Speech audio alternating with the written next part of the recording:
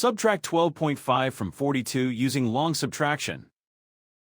Line up the decimal points in the same column. Add placeholder zeros so both numbers have the same number of decimal places. We work from right to left and finish one column before moving to the next. In the tenths column, 0 is less than 5, so we need to borrow. Borrow 1 from the ones column. 2 becomes 1. The 0 in the tenths column becomes 10. In the tenths column, 10 minus 5 is 5. In the ones column, 1 is less than 2, so we need to borrow. Borrow 1 from the tens column. 4 becomes 3. The 1 in the ones column becomes 11.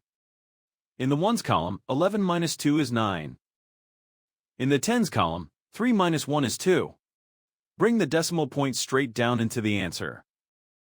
The final result is 29.5.